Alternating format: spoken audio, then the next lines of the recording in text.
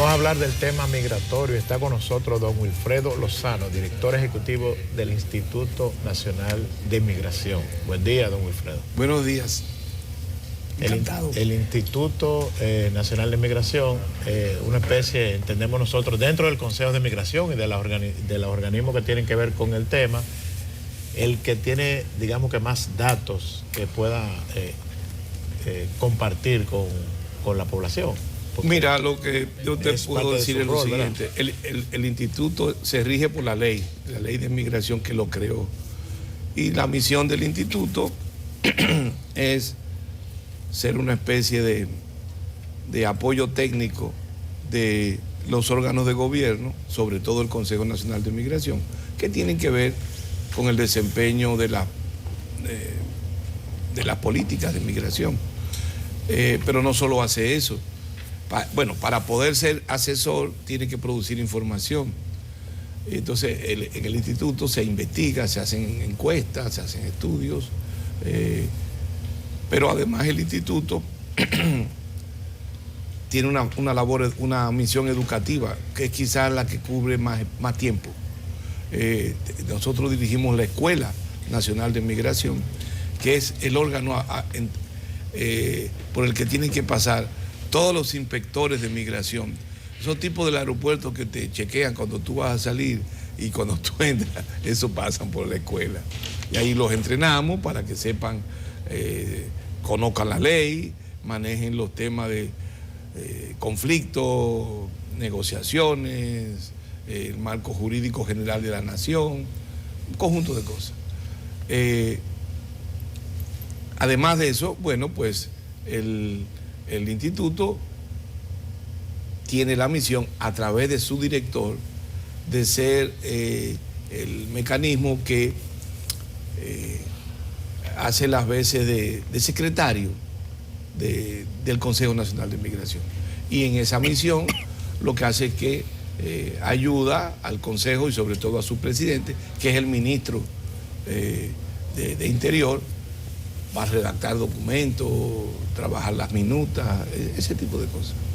Don Wilfredo, pero siempre viene el tema, y como si fuera una especie de cuco, de que hay otro plan nacional de identificación, de carnetización de extranjeros, de personas que podrían estar en capacidad de adquirir un estatus legal. ¿Qué es lo que existe realmente con relación a ese tema? Tú sabes que este país vive del misterio, este país vive de la intriga y del rumor, son muy shakespearianos. Tú sabes que en Shakespeare el rumor juega un papel importante en sus obras. Comencemos por el principio. Ahí habló el sociólogo. No, el literato, hablo el literato. Sí, pero cuando usted habla de la característica del dominicano. Sí. Ya. ¿Cómo les explico? La ley, al final, en uno de sus últimos artículos, que es un artículo transitorio, vale decir, que no es un artículo orgánico de la ley, es un artículo que aparece en la ley como un mandato que hace el legislador al Ejecutivo para que ejecute determinada acción en determinado tiempo. La ley es, el plan de regularización aparece en la ley, aparece como una medida transitoria que instrumenta el legislador. ¿Y por qué la instrumenta como transitoria? Por lo siguiente, la ley, recuerden, que lo que hace es que cambia el régimen migratorio que se tenía en función de la ley 39, creo, que la que se hizo en el año 35. Establece un nuevo marco general, ordenador de la cuestión migratoria. En un contexto en que se tenía la convicción de que había una generalizada irregularidad del grueso de los extranjeros que vivían en el país. Recuerden ustedes que estamos hablando de una sociedad que en ese momento donde en los años 30 era eminentemente agraria y era una economía azucarera. Entonces la ley cambia eso. Se entiende que para poder hacer un nuevo régimen migratorio que funcione, cuyos mandatos sean cumplibles, porque la ley no se hace para que no se cumpla, sino que la ley se hace para que se cumpla, en un marco de generalizada ilegalidad, de generalizada irregularidad, era difícil que la ley fuera cumplible como en sus determinaciones, en sus mandatos. Entonces se decidió colocar un artículo transitorio que ordenaba al Ejecutivo armar un plan especial para regularizar a esos indocumentados, a esos irregulares, de forma tal que la ley pudiera funcionar cabalmente.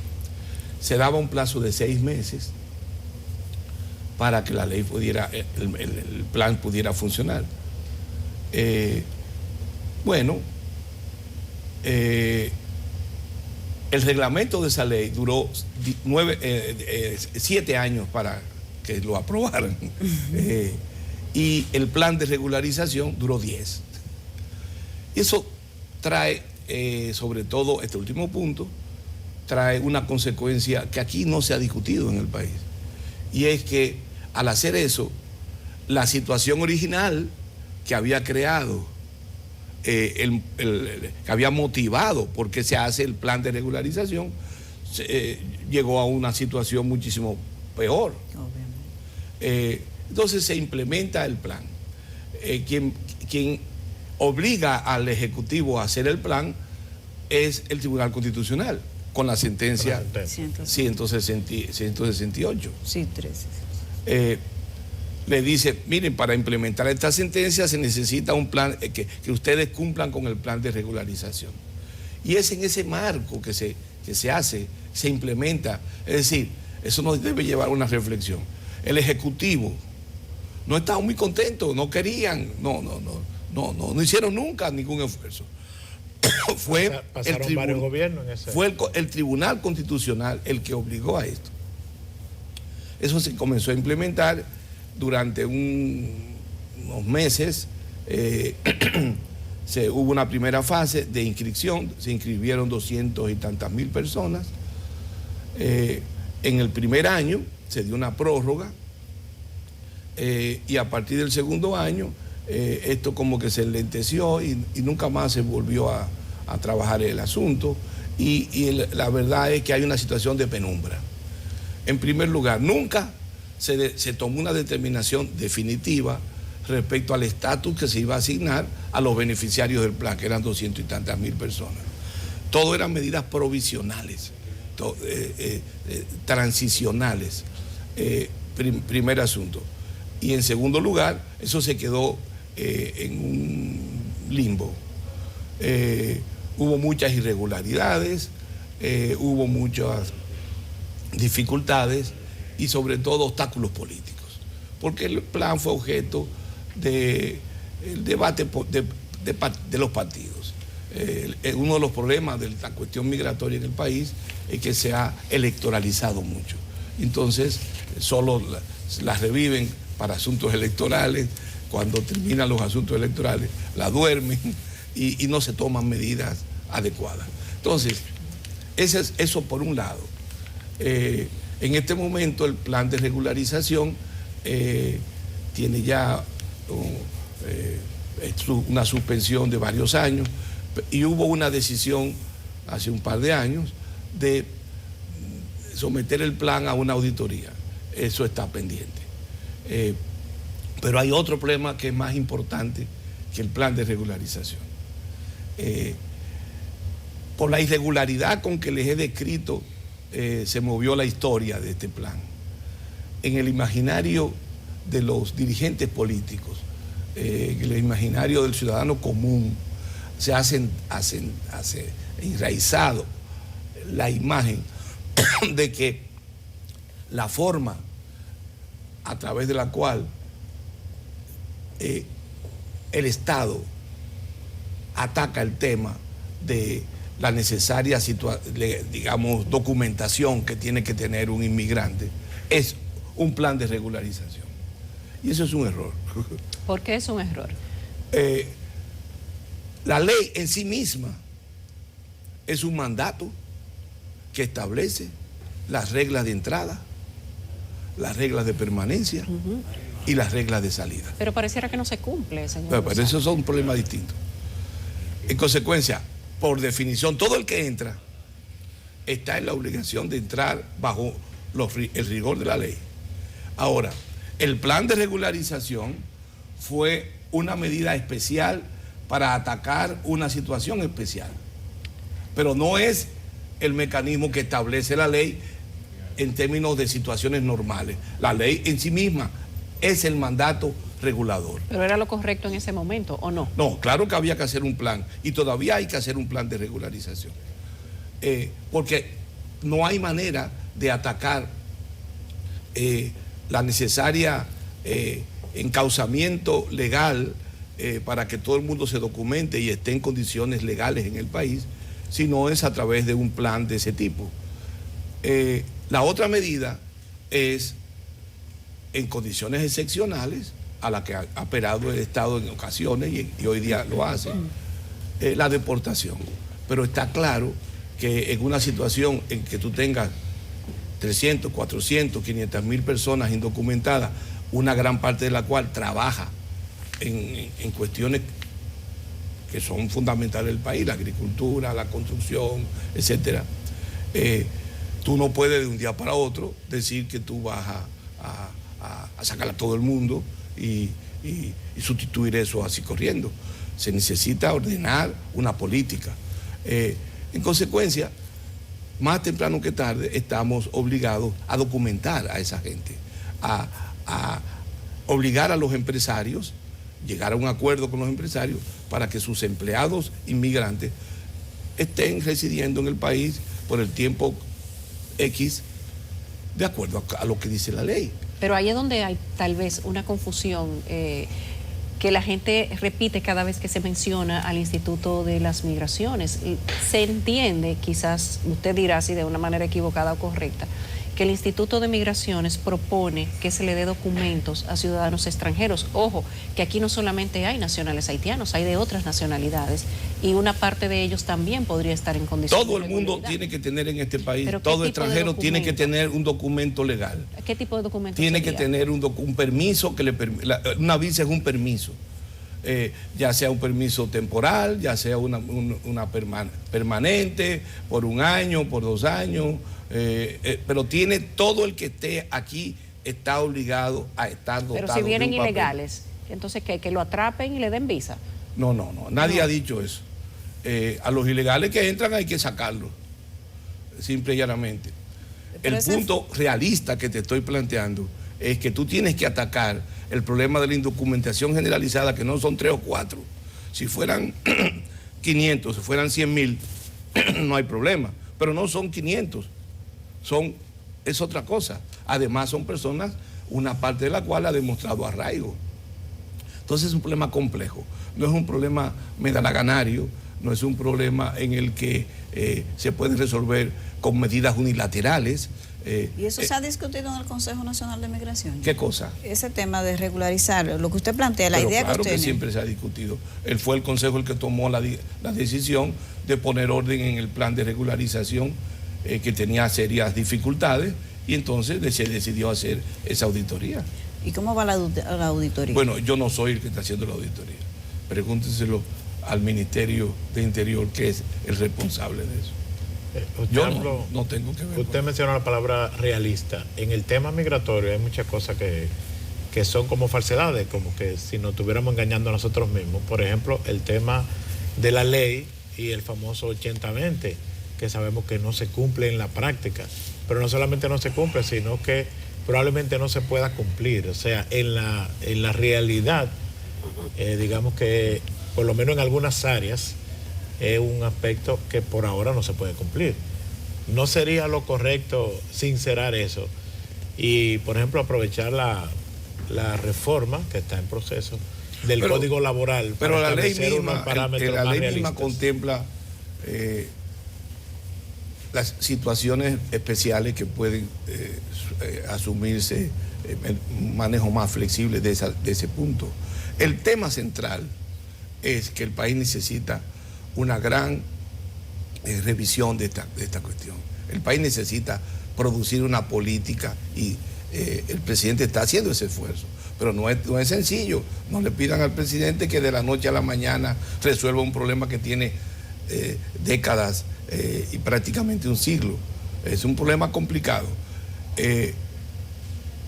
Hay que sentarse con el empresariado y llegar a acuerdos realistas e inteligentes que permitan ordenar los flujos, generar las capacidades que permitan la salida cuando se terminan esos permisos, generar las condiciones legales de la documentación, establecer los mecanismos que le permitan el acceso a los servicios sociales que supone la ley, también protegen al trabajador extranjero. Hay conjunto de cosas que hay que resolver y hay que sentarse. Hoy día todavía ese ejercicio en términos generalizados no se ha producido, pero hay experiencias interesantes. Por ejemplo, con los bananeros el Estado ha llegado a acuerdos interesantes que le ha permitido documentar a sus trabajadores, que la mayoría son extranjeros, son sobre todo haitianos. Hoy día en ese sector hay 20.000 más o menos jornaleros que trabajan en el banano y tienen papeles. Y esto funciona. Si funciona en el banano, puede funcionar en otras áreas. En el azúcar, los 15.000, 20.000 personas que están en el azúcar están en un proceso de documentación. Lo está haciendo Romana, lo está haciendo los Vicini, lo están haciendo la gente de Barahona, y eso se está encaminando. O sea, no es tan sencillo atacar el punto, pero sí hay una voluntad y hay experiencia de que las cosas, cuando se asumen con responsabilidad, funcionan. Y yo te puedo dar estos ejemplos. ¿Y las estadísticas que maneja el Consejo del Instituto de Migración con relación a la población extranjera? Hay 3 fuentes básicas de información en materia migratoria. En primer lugar, los censos. Ustedes saben los problemas de los censos. Pero el censo es la categoría más inclusiva, más grande. En consecuencia, por su dimensión, es la más imprecisa. Hay el censo, y sobre todo en materia de inmigración, da información, pero es profundamente incompleta. Pero esa es una fuente. La otra fuente, que es más consistente, se hace cada 5 años. Es la encuesta nacional de inmigración. Se han hecho 2 y ahora se está armando una que creo que comienza en septiembre. Esa encuesta es una encuesta muy poderosa y es la fuente más segura para medir el peso de la inmigración. Se hace cada 5 años, es una encuesta de alrededor de 70.000 hogares que son entrevistados y más de 250.000 personas que son sujetos de cuestionario. O sea, eso no es un chiste, es una gran cantidad de gente y es posiblemente la encuesta más grande que se hace en el país y en materia migratoria la más grande que se hace en toda América. Esa es la segunda fuente. Tiene, como todo en la vida, la limitación de que para cierto tipo de actividad la medición no desciende a niveles sectoriales. Por ejemplo, para el tema de las industrias, te habla del sector manufacturero, pero no te dice el nivel de desagregación de las empresas que trabajan zapatos, que trabajan textil, etc. Y una tercera línea de información, y bueno, en esa segunda encuesta fue que se basó, por ejemplo, el Tribunal Constitucional para hacer su sentencia. Cuando el Tribunal Constitucional dijo, hay 200 y tantas mil descendientes, de los cuales tantos tienen papeles, tantos no tienen papeles, y tomó decisiones, fue esa encuesta, y resultó bastante certera la estimación. Bueno, la tercera cuestión es las encuestas sectoriales. Son las que menos se hacen, son muy pocas. En los últimos 30 años se han hecho estudios en el café, en el arroz, en las construcciones, en el banano. Y nosotros ahora hemos iniciado una serie de encuestas, hemos trabajado ya plátanos, habichuelas y arroz.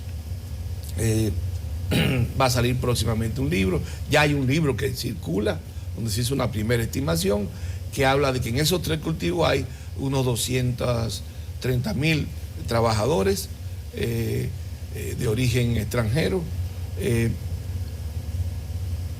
Este año se va a hacer una en el sector construcción y en el sector turismo. Bueno, en fin, esas son las encuestas que hay. Para esos sectores, yo te puedo decir un poco el estado de situación de la inmigración. Y es una cosa importante. Para esos sectores hay un peso determinante de la inmigración en el volumen de trabajadores. Sí. Por ejemplo, en plátano, el 70% son inmigrantes. ¿De Haití?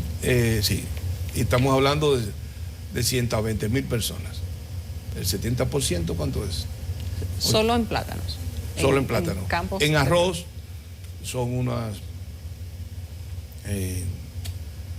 90.000 trabajadores, de los cuales la mitad son más o menos la mitad extranjeros.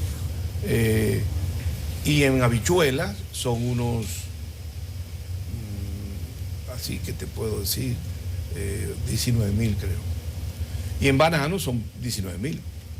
En bananos sí hay datos más o menos seriales, porque hay ya un dominio más un seguimiento más permanente. O sea, hay un peso importante de la inmigración en la agricultura. Nadie lo puede discutir. Ese peso, esa presencia ha crecido en los últimos 15 años. Eso es un hecho. Lo que a mí más me preocupa no es tanto ese número, porque se trata de una mano de obra muy movible, es una mano de obra estacional. Lo preocupante es que los datos indican que en Haití hay un creciente deterioro de la situación de vida de la gente en Haití. Les avanzo. El grueso de los trabajadores que trabajan en agricultura no solo son inmigrantes haitianos que vienen y se regresan periódicamente, sino que ya no vienen en su mayoría de la agricultura haitiana. Vienen de la economía informal en las ciudades, vienen de la economía de la construcción, vienen del trabajo precario en las ciudades. Ese es un dato importante. Antes había un movimiento de la agricultura a la economía dominicana, inicialmente el azúcar, luego se movió a la agricultura dominicana y luego a las ciudades. Ese movimiento se fue haciendo más complejo, pero en Haití, en la medida en que ha habido un deterioro de la situación de vida, la gente ha emigrado del campo. La vida en la ciudad es muy precaria y cada vez más ese precarismo está afectando los volúmenes de población que se mueven hacia Santo Domingo. El segundo tema delicado, que vale la pena que se piense sin cháchara demagógica, es que si bien sigue siendo estacional, es decir, más o menos el 70% de esos trabajadores declara que tienen más de 2 entradas al país, es decir, vienen y se regresan, vienen y se regresan.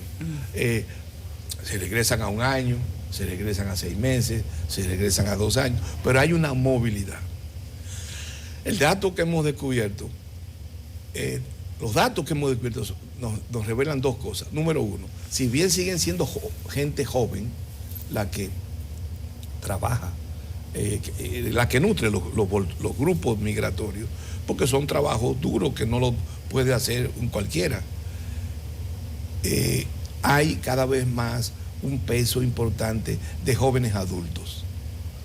Ya no solo jovencitos de 18, 20 años, jóvenes adultos que son más grandes. Eso te habla de la precarización del trabajo en Haití. Pero también hay otro dato, y es que cada vez más crece en esa población la idea de que no desean regresar a Haití, quieren quedar. Ese es un dato muy precario, muy delicado. Y eso no tiene que ver con que aquí son buenos, que aquí son malos. Tiene que ver con la precarización del mundo de la vida, la precarización del trabajo, de la situación de vida de la gente en Haití. O sea, a eso hay que prestar atención. No, y ahí la comunidad internacional tiene que hacer un esfuerzo. Hay que ayudar a Haití a generar capacidad de desarrollo. Si no generamos eso, va a haber una generalizada crisis insular. Entonces, en 10, 15 años. Ese es un tema muy importante que hay que atacarlo sin retórica demagógica.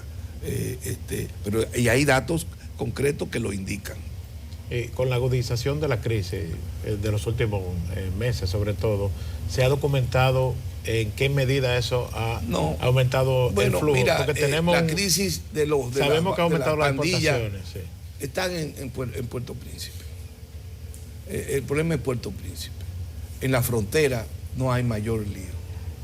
La frontera es estable, el ejército controla bien eso. Las medidas tomadas por el presidente Abinader y el ejército dominicano han sido eficaces, es muy estable. Cualquiera que vaya lo ve. Eso no es un problema. El problema que estoy planteando es más fuerte que el tema de la crisis esta que chacharea en los medios de comunicación. Sí. Gracias, don Wilfredo. Gracias por su aporte, su participación. Vamos a la pausa.